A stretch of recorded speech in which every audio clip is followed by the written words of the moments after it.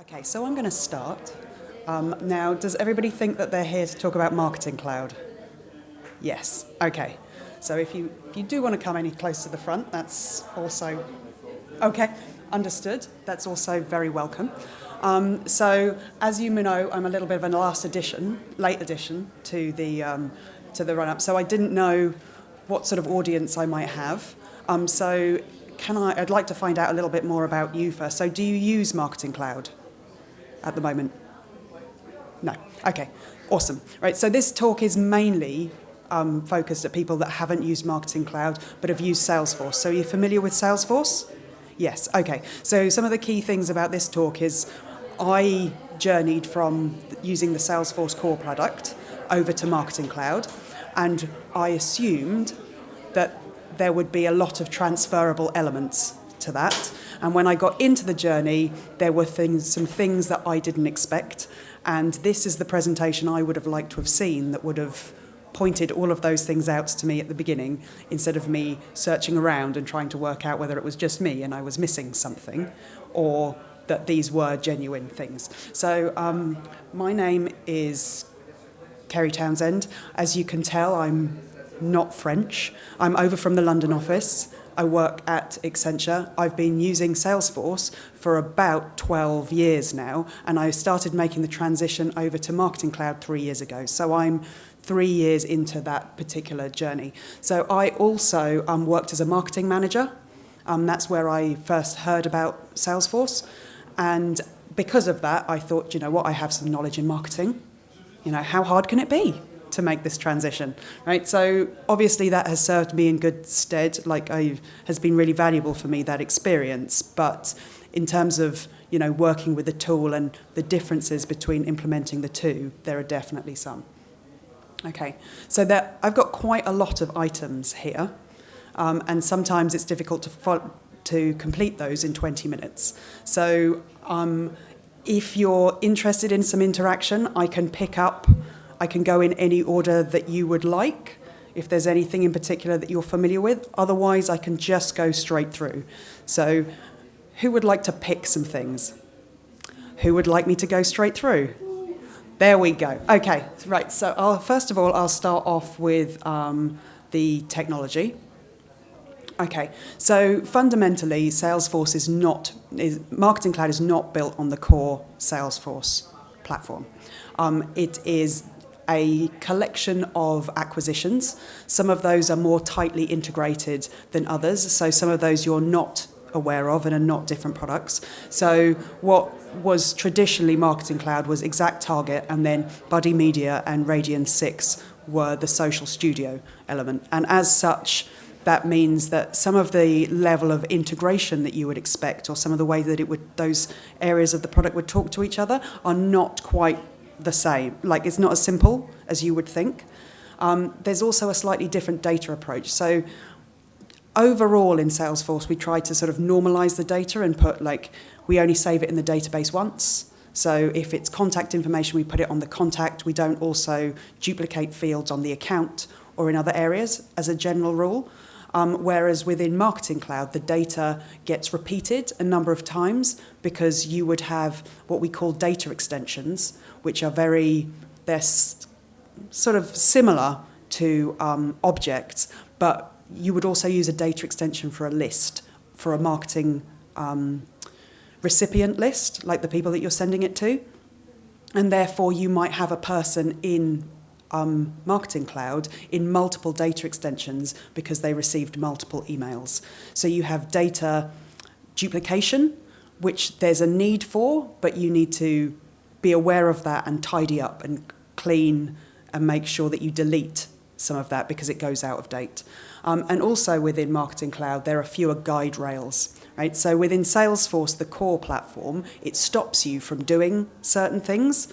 Like, you won't, for example, you can't delete a field if it's referenced in some code, whereas Marketing Cloud, you can create things or move things or delete things, and you won't get as many warning messages. So you just need to be very careful so people can have an impact on each other. So in terms of some recommendations, what I would say is, if you're starting with a product, don't make any assumptions about how it might work together, and where best possible, go in and do a little bit of testing beforehand, particularly if you are going to then talk to senior stakeholders and say, yes, we can definitely do this. It's good to try something just to confirm your assumptions. Data is replicated, that is okay in certain circumstances, but they have, within the data extensions, you can set rules about when they are deleted. So you can put in some governance and some sort of data hygiene around that to remove old, out-of-date data, because otherwise you end up with thousands of lists of data extensions and people don't know what they're doing with them or whether they were relevant and which one was which. So that data hygiene is also very important. And also just within Marketing Cloud, just because the system lets you do it doesn't mean that that's necessarily the right thing to do. So always go online and check and see whether, there's some recommendations of best practice or anything like that, or talk with colleagues or anybody else that you can connect with in the community if you're not sure. So in terms of the skill set, that's also quite different. So within Marketing Cloud, there's the declarative element, and the same with Salesforce. You can do quite a lot with that, but you can't do everything. And then they also have AMP script. So AMP script is proprietary, specific to Salesforce, and that's where you can get a lot of personalization, but it also is the automation element and the logic with the web pages. So you can host cloud pages, which would be like a landing page. So you need AMP script in order to be able to do the logic piece behind that. You would also use SQL, so the data manipulation is around SQL, and then you might use some CSS in your actual emails or on your web pages, like your cloud pages, and then also you've got server-side JavaScript, so that it runs that and processes the data on the server side. So that is very different to, say, your Apex, your Lightning Web components. So the skills are not necessarily distinctly transferable. Also, when you move into this area, there's some regulation, which is really important. I'm sure we're all aware of GDPR here. And therefore, you can find that if you're working with, a Salesforce development team that aren't aware of that sort of regulation, again, you can do a lot of the things in this tool, but some of those aren't necessarily the right thing. And again, marketing is very collaborative. So say, for example, if you were putting in a service implementation, what you would have in Service Cloud is you probably mainly work with the service team, and it would just generally be that team. Whereas when you implement Marketing Cloud or work with Marketing Cloud, you'd be working with the marketeers. You might also be working with the website. You might also be working with any sort of data governance teams. So there's more people to line up. So some recommendations here are, so there are lots of tools available. Some of the online web courses, they're applicable in here because they'll give you some JavaScript, HTML and CSS. There's also an AMP script guide, which has been written by a couple of gentlemen in the ecosystem, so that's available with a website. There's lots of information now about GDPR and all of those sort of regulations, so I definitely recommend that you have a look at those. And also, marketing as a whole, when you use the tool, is an iterative learning process. So the campaigns and the emails that you design and build on day one are not necessarily the end point.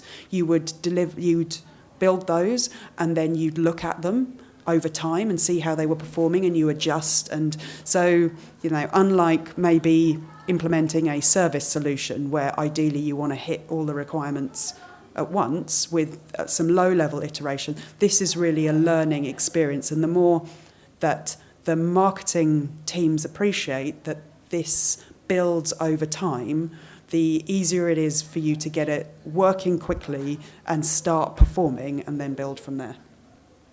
Okay, so again, the support network is different. So there are people that specialize in Marketing Cloud. The community is developing. Now, this has moved on quite a lot in the last 18 months in particular. So you will see that there are a lot more people. There is a huge skills gap in this area, right? And people are desperate for people with these sort of skills. So there are a lot more resources coming online. You're starting to see more marketing sessions. We've now got connections. I appreciate that that's in the US, but the content is coming and it is available online. And with Marketing Cloud, you're more dependent on support. So with the core platform, typically, like contacting support would be your last resort, whereas with Marketing Cloud, if you've got a problem which you sort of think that you might not be able to solve, you create a support case straight away, because there's a delay in how quickly they'll be able to get to it. And there are some things, which I'll come on to later in Marketing Cloud, that only support can do for you. Like you don't have access to it, so you have to create a support case. So you work much closer with support when you use Marketing Cloud than you would the core product. So these are some of the people. So Elliot Harper and Adam Spriggs are the ones that have written the AmpScript book. Jimson Lee is the co-lead with me for the Marketing Cloud group in the UK, but I have seen you do have a B2C marketing group in Paris.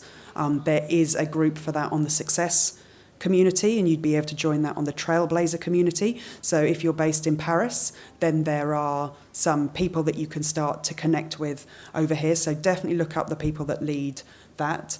You'll also find a lot of questions are answered on the Stack Exchange. So that is a strong place to go to. There are code snippets on GitHub. So there are things when it comes to working with the APIs. There are already code elements for that. The Trailhead has exploded in the last sort of year, which is amazing, because previously there wasn't much of that, and they've now created a simulator. So I believe that some of it is more interactive than just reading, which is really positive. The Trailblazer group, so definitely go and join that. And I believe, so I'm a little bit of a late addition here. So when I did these slides the last time, the Marketing Cloud office hours was happening on a Friday. I did a quick search. I couldn't find the link for here, but I do believe that there's a session for an hour each week where you can get on a call, you can ask someone from Salesforce, and they say that they will try and answer it on the call, and if they can't, they'll get back to you. So again, some key things here: organising for scale.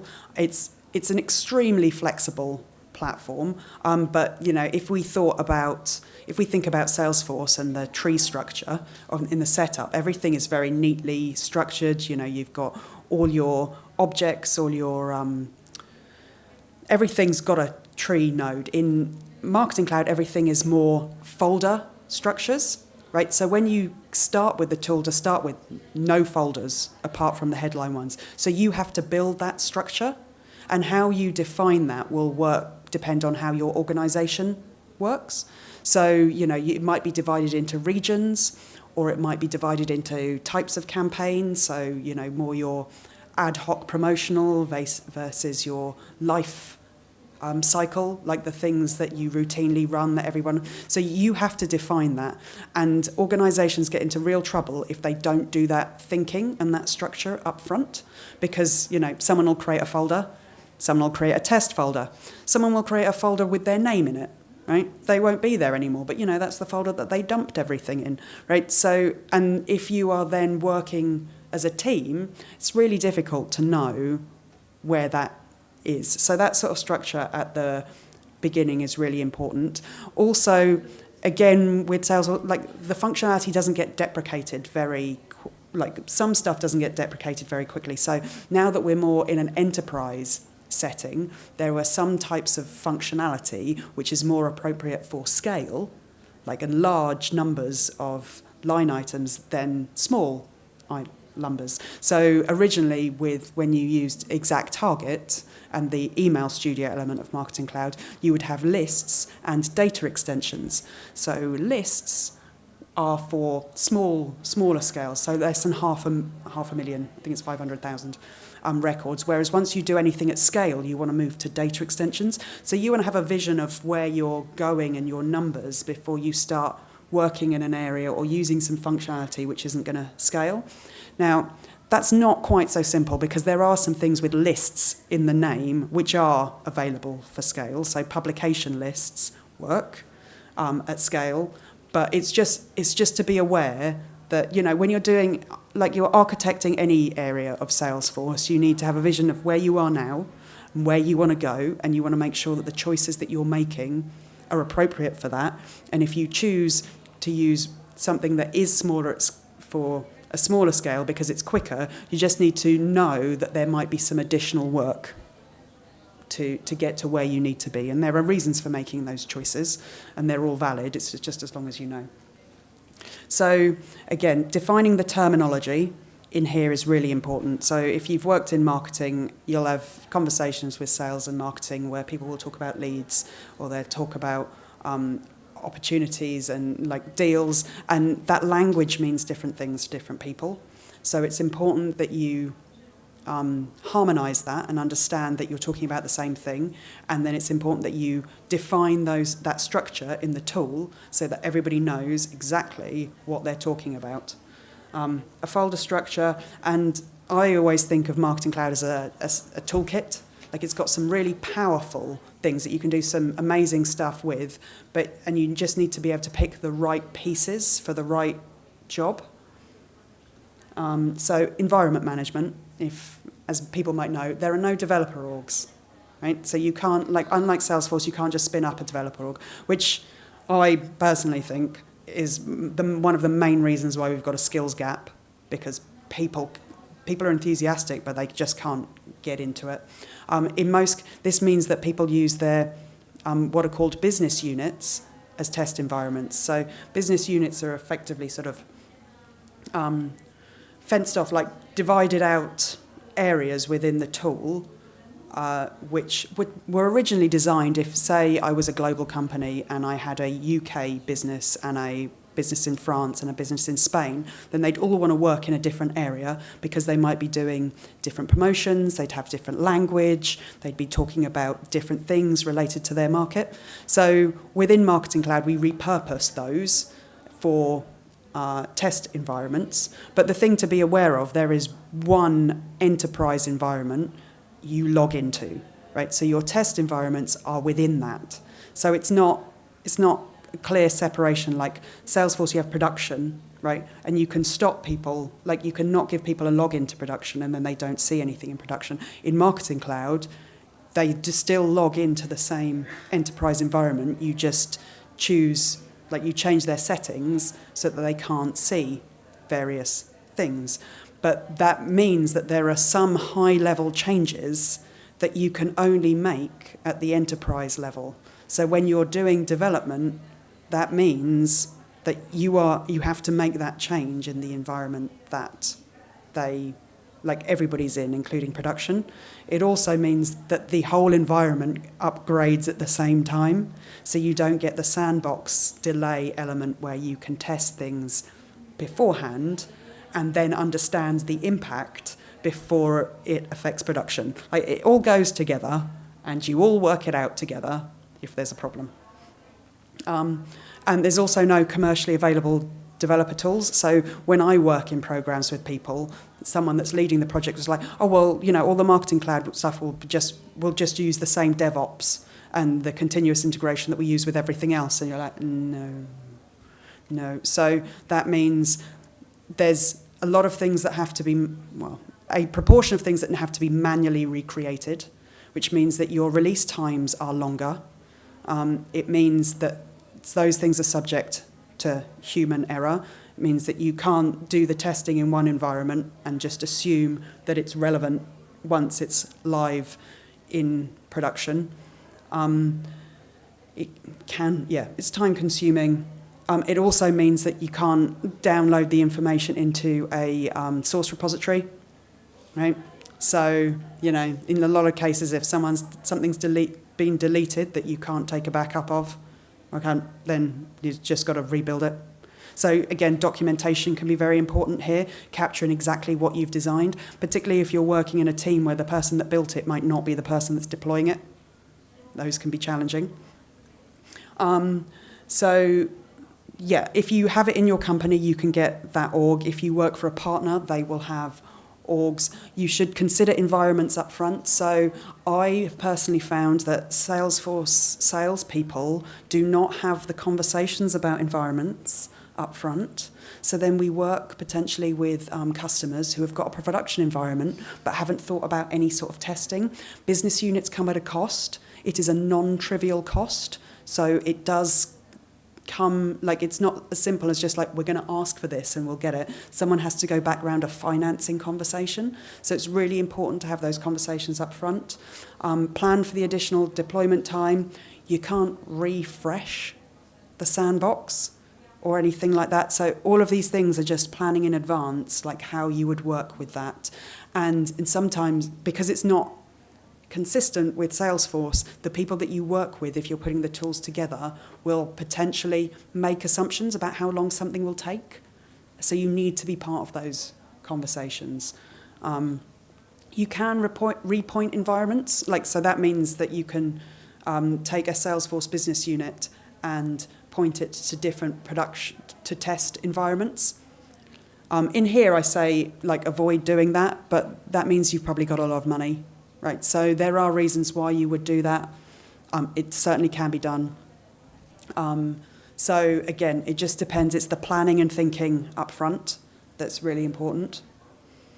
Releases, 5 times a year, right? So Salesforce releases 3 times a year, Marketing Cloud 5, right? I think in the last year or so, they've been, it's been really good, what they've been releasing. I mean, we always want more than anybody can release. So getting it 5 times a year is good. Again, it all goes at the same time. I've also noticed that they started creating release videos to talk about the functionality, which again is really useful when you're having to go through the process 5 times, getting that information. So all of this is really improving. Sometimes on occasions functionality is deprecated, so it will just, for example, where I've seen this happen is in Journey Builder, the entry points into that.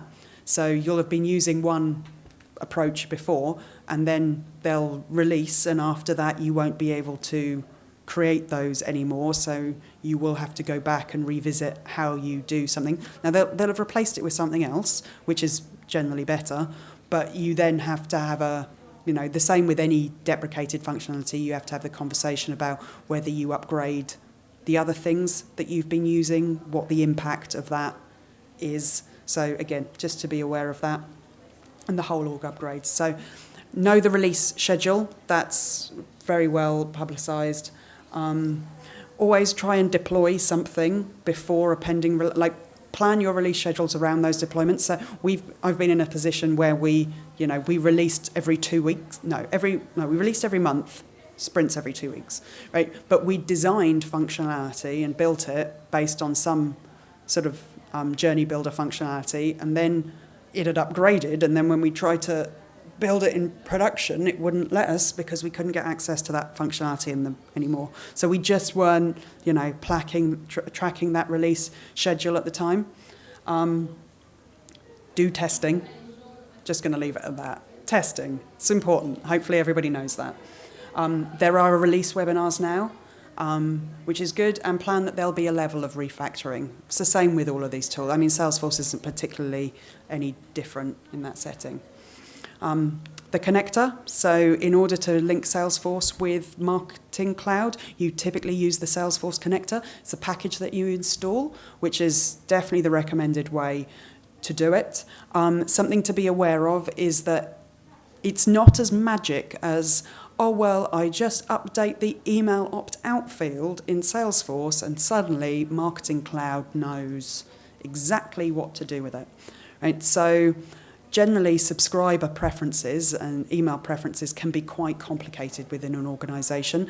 And when you put in Marketing Cloud, there's sort of an assumption that you're going to be doing some more detailed marketing and you might want some more granularity around that. So when you work with your company to put it in, you'll need to talk to them about what those preferences are and how they want to do that. So, for example, you might have a sort of universal unsubscribe. You might have one list, or you might have multiple lists which people can opt in and out of. So once you start to do that, or even before you start to do that, you need to plan how the information from Salesforce and the information that's updated on the person's record, how that is going to be reflected in Marketing Cloud, and how when marketeers create lists of or data extensions for people, they respect those permissions. So Marketing Cloud has like an overall unsubscribe, which will just stop commercial emails going out. But that can be, it's very blunt, like very on-off, right? So you need to work round that to understand how you want things to update. If someone unsubscribes come in from many places, so for example, the person might ask to be unsubscribed, so you'd update it in Salesforce, they might unsubscribe from an email, right? And that comes directly into Marketing Cloud.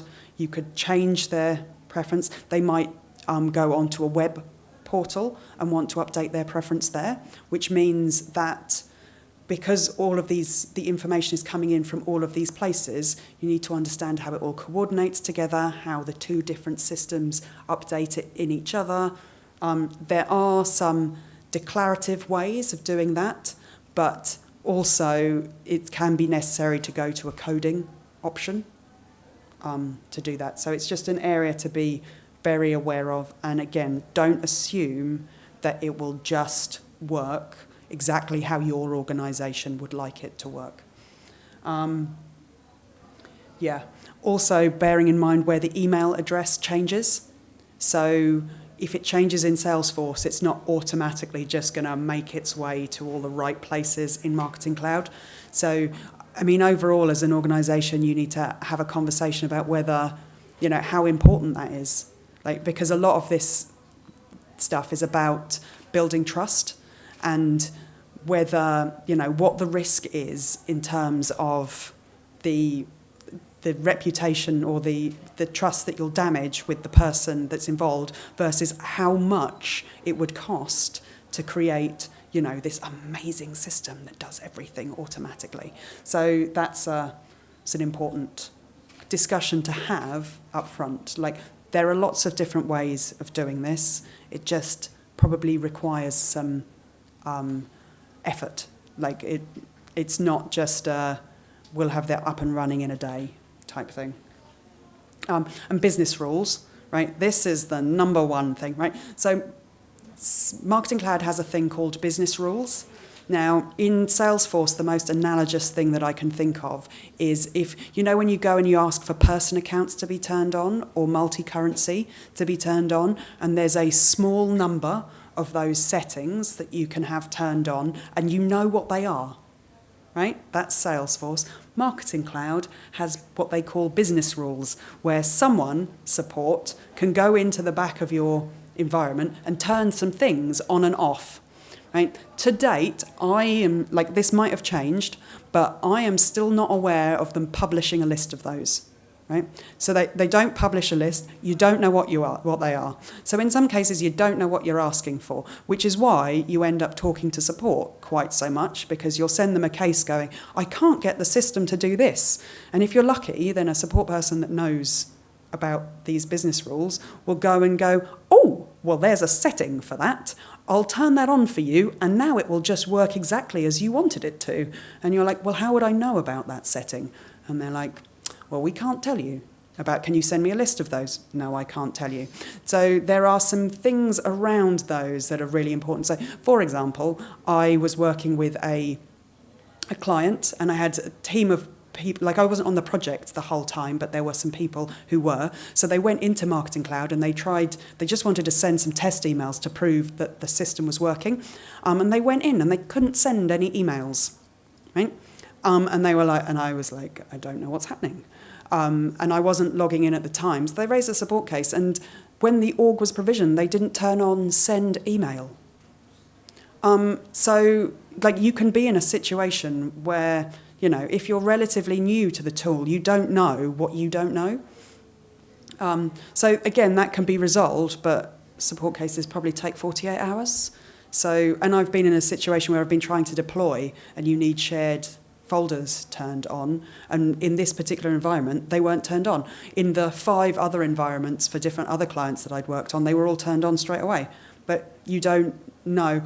I've also asked if they will be able to compare the production business unit with the test business unit to make sure that they're in sync. The support person told me they couldn't do that, and I'd have to ask for specific rules to be turned on, but I didn't know what they were. So that can be a challenge, and thank you for working through the therapy session with me there while I explain some of these things. But I think the reason this is really important to me, particularly when new people are starting out, is because there is going to be, in some pockets, functionality which is available, which could be easily used, but it's just that the people working in these environments don't know what it is and don't know that they should ask, which is why it's really important for me to make as many points as I can about that.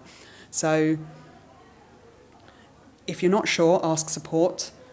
Don't assume that your business units are automatically in sync. When you raise a support case, make sure that you list the MIDs. Yeah, I wanted to say MD and I, but that's a separate work-related acronym.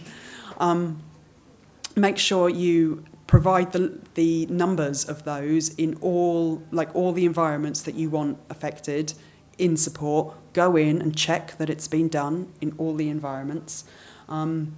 And always ask if there's a setting, and that's amongst, so say some of you go to your local community group, right? That would be a great place to, have conversations with people about what may or may not be available.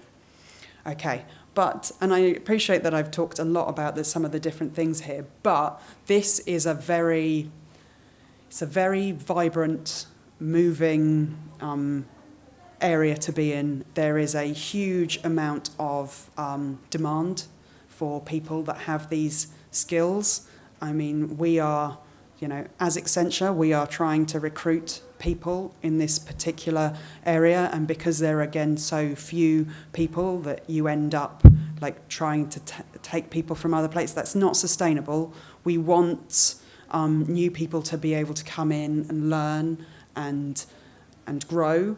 So it is a product that is rapidly growing. So I would say get involved, join your local user group. The resources online are significant now, particularly with connections, and there are various user groups that record their sessions, so there's information there.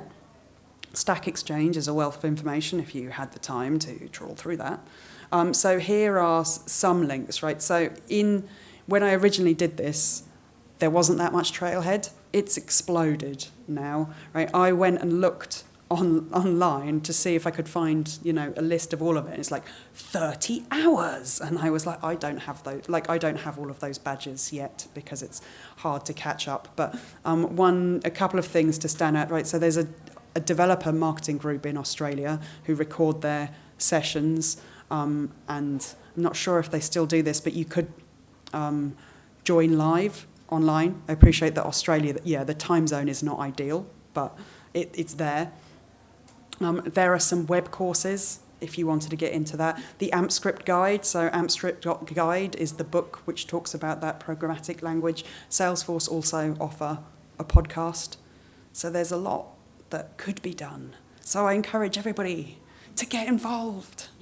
Yay! I don't think that's the slide I wanted. That's the slide I wanted. Anybody got any questions? Everybody feel that I tried to impart a reasonable amount of information in the time frame? Yes. Yeah. Everything. Okay, well, you can find me online and on LinkedIn. But talk about Marketing Cloud. Go out. Enjoy. Get involved.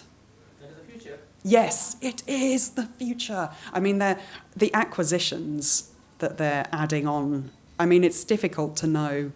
It's just I work with Marketing Cloud. It's which bit? Are these bits, with this, it's constantly growing and moving.